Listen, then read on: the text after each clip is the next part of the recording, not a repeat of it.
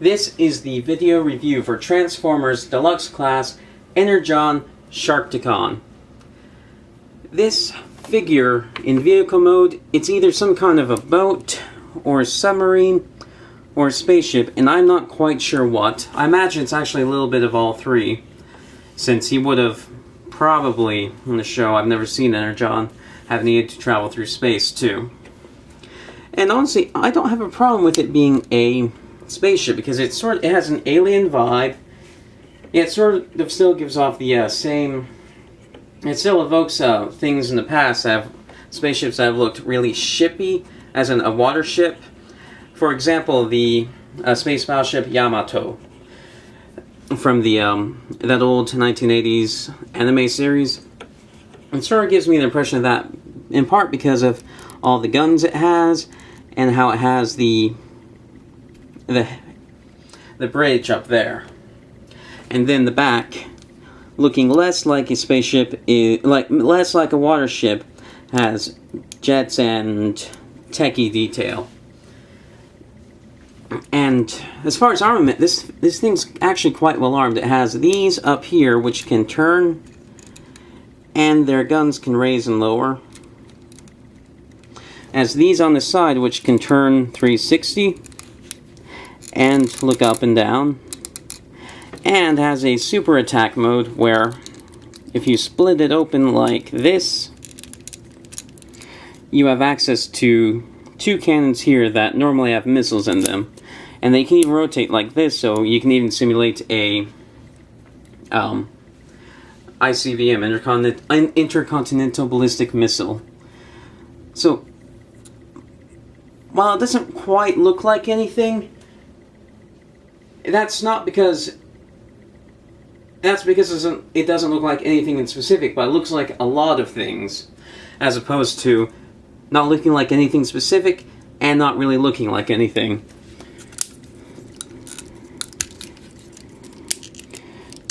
To transform this guy is actually really simple.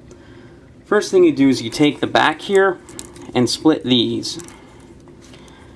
Then you come under here, unpeg his feet from the front of the ship, and then swing it around here, and it will tab in very securely. I was surprised at how securely it tabs in. The white structural plastic here, here, and here, I wish Hasbro would use that more, because that is a very strong, very resilient, yet still flexible plastic. Because I've had this thing for a while, transformed it a bunch of times, and I've never noticed that joint or the arms, which are kind of similar, ever getting loose. Next thing you'll do is you'll take the front of the ship, clip it onto its back, and it just sort of hangs there like a cape. That's one of the few weaknesses of the robot mode. Then the arms, rotate these 180, and then push these together here, and then rotate these up like that.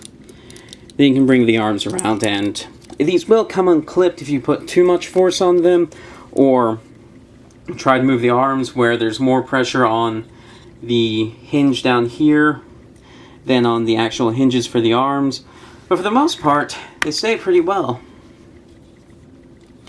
And here is Sharkticon's robot mode, and it does have some issues standing up because it has that big cape on its back. But in general, I think this thing looks great. It has a garish paint scheme, but it's good looking too. I mean, it looks alien, I guess, is the whole point of it. It looks alien, yet still strong, bulky, yet still sleek, garish, yet still good. Sort of, a bunch of, he's like a bunch of oxymorons that work really well together. And I like this guy. His head is really nice because it has,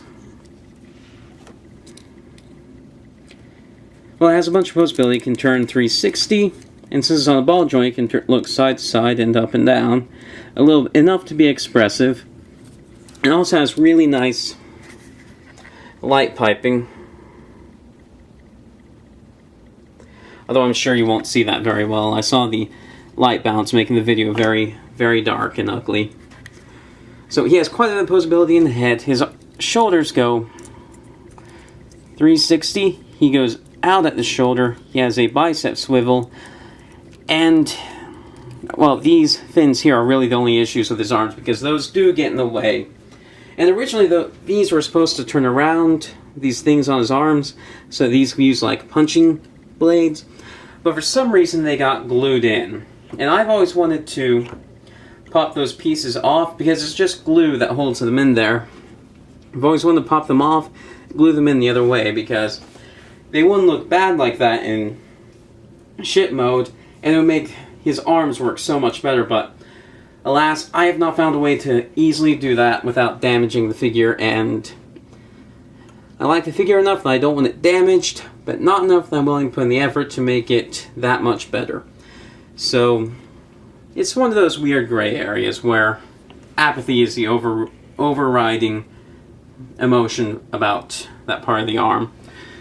So then his legs are on the ball joint,